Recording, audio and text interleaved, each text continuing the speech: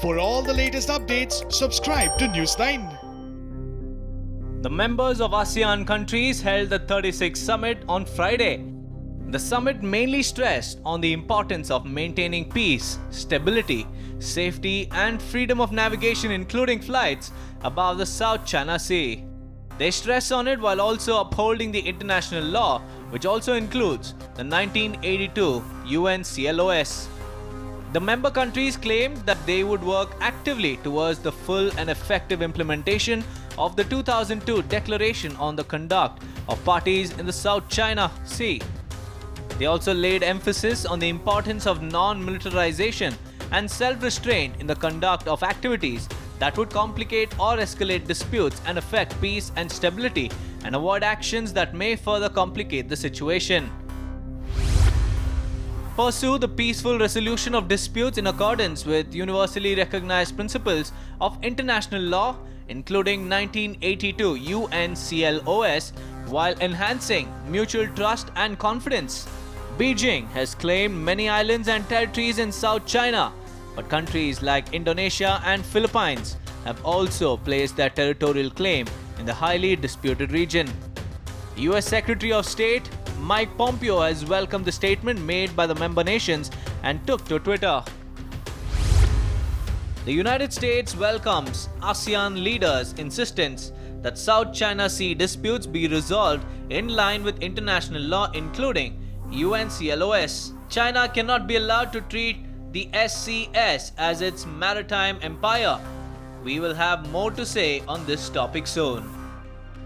Along with that, the U.S. Secretary of State also tweeted about the India-China standoff at the LAC. Mike Pompeo expressed concern over China's behavior over the line of actual control standoff.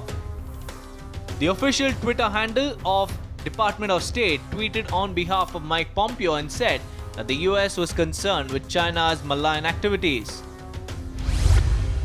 At Mike Pompeo, we are concerned by Beijing's behavior, and we are not the only ones. Our friends and partners are finding their voice and taking action to counter China's malign activities. Of late, Mike Pompeo has been targeting China with his tweets. Even recently, after China-Africa summit, Pompeo said China made empty promises. At last week's China-Africa summit, we unfortunately saw more empty promises and tired platitudes from the Chinese Communist Party. Also speaking about 5G technology, Pompeo said that leading telecom companies are willing to do business with clean telcos and not with Huawei, which he termed as a tool of the Chinese Communist Party. The tide is turning toward trusted 5G vendors and away from Huawei. The world's leading telecom companies, Telefonica, Orange, Jio, Telstra and many more are becoming clean telcos. They are rejecting doing business with tools of the CCP surveillance state like Huawei. While China's attempt of taking advantage of the current situation while targeting its neighboring nations hasn't gone down well with the rest of the world.